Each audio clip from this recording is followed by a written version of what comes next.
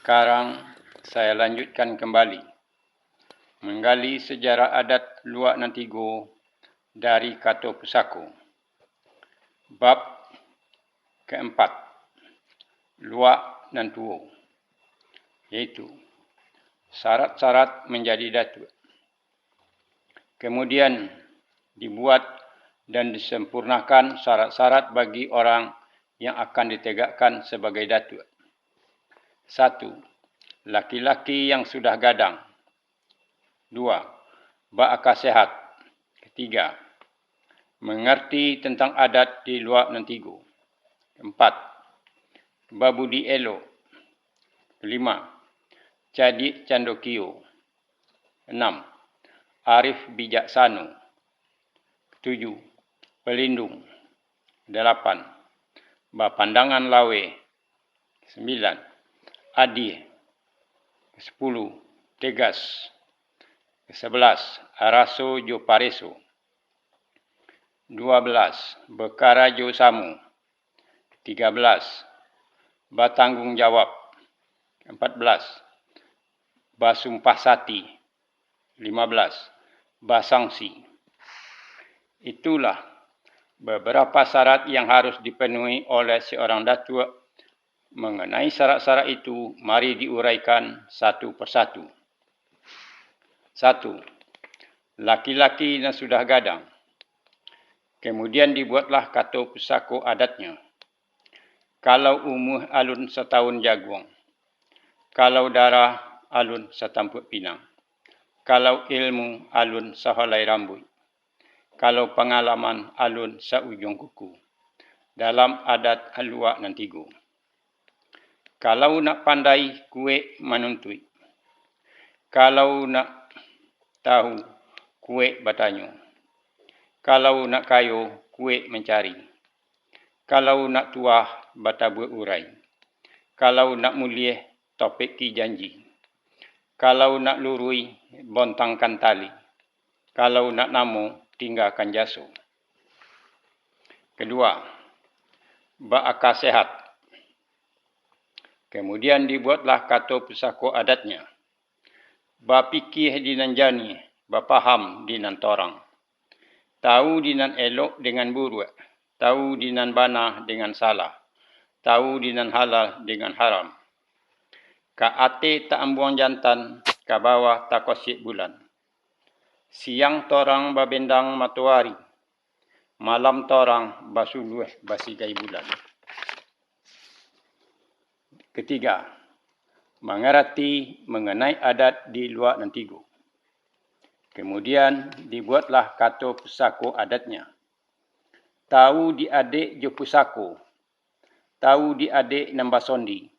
Tahu di adik nan diisi. Tahu di limbago nan batuang. Tahu di wari nan dijawe. Tahu di pusako nan ditolong. Tahu di harato pusako nan tigo. Tahu di gantang nan balanjuang. Tahu di sumpi nan tatoga. Tahu di adik kata giliang. Tahu di jalan kadiasa orang lalu. Tahu di cupak kadipape orang panggale. Keempat, babudi elok. Kemudian dibuatlah Kato Pusako adatnya. Tahu disopan dengan santun. Tahu dibasuh dengan basi. Mulut mani kucing dan murah. Nan kuria iola kundi. Nan sirah iola sago. Nan bayi iola budi. Nan indah iola baso. Kelima, cadik candokio. Kemudian dibuatlah Kato Pusako adatnya. Lubu akal tapian ilmu. Ilmunya dalam tak tahu kuah. Pikiran tajam bak bamato. Tahu di ujung kato sampai. Tahu jo erang dengan gendang. Tahu jo dahan nan kapata. Tahu jo rantiang ka mencucut. Tahu jo bulek ka menggiliang. Tahu jo condong ka maimpo. Tahu jo lantiang ka mangonai. Tahu jo buah nan karore. Tahu jo batu nan ka manaruang. Tahu jo onak dengan duri. Tahu jo jare nan ditahan. Tahu jo angin nan bakiso. tahu jo badai nan basiru, tahu jo lawi nan sadidih, tahu jo ombak nan basabuang, tahu jo karang nan balunggu. Tangiang-yang di udaro, takilek-kilek di lautan, tahu pantau jo badanyu. Keenam, arif bijaksana. Kemudian dibuatlah kata pusaka adatnya. Menconcang indak memutui, manobang indak marabah, manikam indak membunuh. Bak maelo abuak dalam tapuang, abuak indak putui, tapuang indak baserak. Bak maambil buah tagantung tinggi, panggolan indak patah, kai indak soka. Maulih indak mangosan, membuhuh indak membuku. Ketujuh, pelindung. Kemudian dibuatlah kata pusaka adatnya. Karena seorang datuk itu ibarat kayu gadang di tengah koto bagi anak dan kemanakan serta kaumnya yang juga bagi penduduk. Rimbun daunnya tampik balinduang, di hari paneh tampik banawang, di hari hujan tampik bataduh. Uriknya tampik baselo, batangnya tampik basanda. Dahannya tampik bagantuang, rantiangnya tampik babuai. Pucuknya untuk kapagato, buahnya untuk kadimakan. Panggonti sitawa jo si dingin, panggonti cikarau jo si kumpai, panawa jiwa dengan rago, paubek ngilu dengan ponyang. Poi tampik batanyo, pulang tampik babarito, tampik menenggang di kalau sompi, tampik meminta di kalau susah. Kedelapan, bapandangan lawe. Kemudian dibuatlah kata pusaka adatnya. Pandai meniru manuladan, pandai mengukuh bayang-bayang, pandai menghitung kiro-kiro. Alamnya lebar tak bahinggu, padangnya lapang tak batapi. Aka menjala di dan lahir, budi merangkak dalam batin. Indak barajo di hatinya, indak basutan di matonya. Kesembilan, adil. Kemudian dibuatlah kata pusaka adatnya. Hati tungau samo dicocah, hati gajah samo dilapah. Membagi samo banyak, mengorek samo panjang. Membilai samo lowe, mengati samo ringan. Manimbang samo borek, mauji samo sirah, menghukum samo adil. Kesepuluh, tegas. Kemudian dibuatlah kata pusaka adatnya. Disiko kusui mangko salosai, disiko koruh mangko joni, disiko biang mangko tambu, disiko gontiang mangko putui. Kalau maampang sampai ke subarang, kalau memintih sampai ke hilir, kalau mencincang sampai putui, kalau mencari sampai dapat, kalau berjalan sampai ke bate, kalau balai sampai ke pulau. Tabalintang patah tabujuh lalu. Ke-11. Raso jo pareso. Kemudian dibuatlah kata pusaka adatnya. Raso tumbuh di dado, pareso tibo di kapalo. Bajalan surang nak dahulu, bajalan baduo nak di tengah. Indak manuhuk kawan sairiang, indak mengguntiang dalam lipatan. Pandai menenggang jo menanggung, pandai menimbang jo mengati. Tagangnya bajelo-jelo, konduihnya badontiang-dontiang. 12. Bakarajo samu. Kemudian dibuatlah kata pusaka adatnya. Kabuki samo mendaki, kalurah samo menurun. Borek samo dipikuh, ringan samo dijinjang. Salapi sakatiduran, sabanta sakalang ulu, kahilia sarang kudayung, kamudi sahontak gala. Ke-13. Bertanggung jawab. Kemudian dibuatlah kata pusaka adatnya. Datang tampak muka, pai tampak punggung, tangan mencincang, bahu memikul. Bisa memulai, bisa menyudahi. Kilek bali wong lakah kaki, kilek camin lakah muka. Tibo diparui indak dikompikan, tibo di mata indak dipiciangkan. Ke-14. Sumpah sati datuk. mengenai isi sumpah sati datuk ini tetap seperti semula, iaitu bakatobana, babuek bayi, mahukum adil.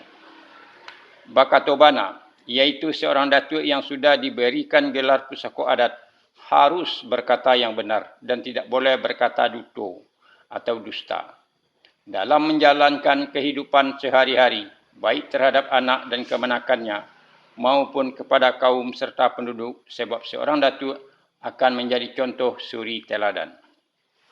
Babuek bayi, iaitu seorang datuk yang sudah diberikan gelar pusako adat harus berbuat baik dan tidak boleh berbuat yang tercela dalam kehidupan sehari-hari, baik terhadap anak dan kemenakannya maupun kepada kaum serta penduduk.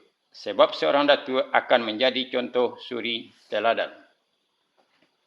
Mahukum hadiah, iaitu seorang datuk yang sudah diberikan gelar pusako adat harus berbuat yang adil dalam memutuskan suatu perkara dan tidak boleh menghukum berat sebelah seperti membelah betung.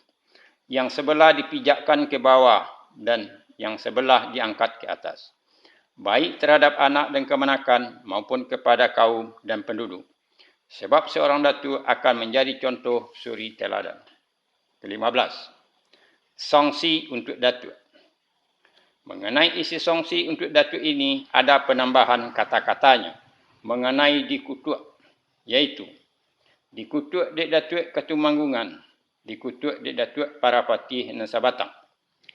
Para datuk yang akan datang janganlah bergeser dan menyimpang dari isi sumpah sati seorang datuk dalam menjalankan tugasnya sebagai seorang pemimpin. Sebab beliau-beliau ini sudah bersusah payah membuat peraturan sistem pemerintahan adat. Dengan segala aturan-aturan adatnya di luar Nantigo, maka sia-sialah jerih payah beliau-beliau selama ini. Kalau para datuk merusak, tidak mengikuti isi sumpah sati datuk yang sudah diucapkan, tentu beliau-beliau ini juga akan marah. Kalau datuk itu menyimpang dari sumpah sati, para datuk itu akan kena oleh kutuk mereka berdua, iaitu bila melanggar isi sumpah sati datuk, disiko sumpah mangko balaku, disiko songsi mangko mangonai, dimakan bisokewi, dikutuk dek Rajo Sri Maharajo Dirajo, dikutuk dek datuk Ketumanggungan, dikutuk dek datuk para patih dan sabatang. Ka ate indak bapucut, ka bawah indak baurek, di tengah digirik kumbang. Maksudnya, dikutuk dek Rajo Sri Maharajo Dirajo dan datuk Ketumanggungan serta datuk para patih dan sabatang, seperti tertuang dalam kata pusako adat. Orang hidup banyak nasati, orang mati banyak kiramai. Ka ate indak bapucut, maksudnya putus hubungannya dengan kepercayaan yang dipakai. Ke bawah indak baurek, maksudnya putus dan punah hubungan garis keturunan menurut adat yang dipakai, iaitu putus dan punah garis keturunannya menurut garis ande atau ibu, sebab akar dan uratnya sudah putus. Di tengah digirik kumbang, maksudnya para datuk itu mengalami sakit yang tidak mendapatkan obat, baik sakit badan maupun sakit jiwa. Sebagai catatan, kemudian dalam perkembangan selanjutnya, sesudah agama Islam mulai masuk ke luar Nantigo pada abad ke-7 dan ke-8, para datuk di luar Nantigo sudah mulai memeluk agama Islam dan kepercayaan yang dianutnya sudah mulai berganti. Dari menyembah dewa berganti dengan menyembah Allah Subhanahu wa taala sebagai Tuhannya. Pengertiannya tetap sama, hanya segi kepercayaannya saja yang berbeda, yaitu putus hubungannya dengan kepercayaan yang dianut atau yang dipakai. Karena para datuk itu sudah memeluk kepercayaan terhadap agama Islam, maka para datuk itu akan menjadi kafir dan murtad. Karena para datuk itu sudah putus hubungannya dengan Allah Subhanahu wa taala. Dan ditambah pula kata-kata mengenai isi dari songsi bagi datuk, iaitu dikutip oleh Al-Quran 30. Selengkapnya, isi songsi bagi seorang datuk. Bila melanggar isi sumpah sati, disiko sumpah mangko balaku, disiko songsi mangko mangonai, dimakan bisokewi. Dikutuk de Rajo Sri Maharajo Dirajo, dikutuk de Datuk Ketumanggungan, dikutuk de Datuk Parapatian Sabatang, dikutuk de Al-Quran 30. Ka ate indak berpucut, ka bawah indak baure, di tengah digirik kumbang. Begitulah isi sumpah dan isi songsi bagi seorang datuk dari zaman dahulu sampai zaman sekarang. Sesudah mengalami penambahan dan penyempurnaan, karena adat itu tidak dibuat dalam sekali jadi. Adat dan peraturan dibuat bertahap-tahap, satu demi satu, berdasarkan peristiwa yang pernah terjadi dalam sejarah perkembangan luar nanti.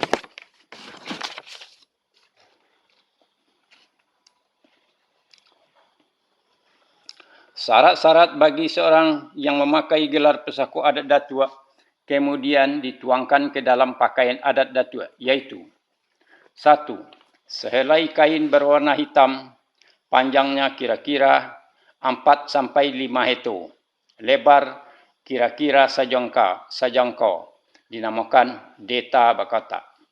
2. Sehelai baju berwarna hitam, dinamakan baju hitam talut balango godang longan.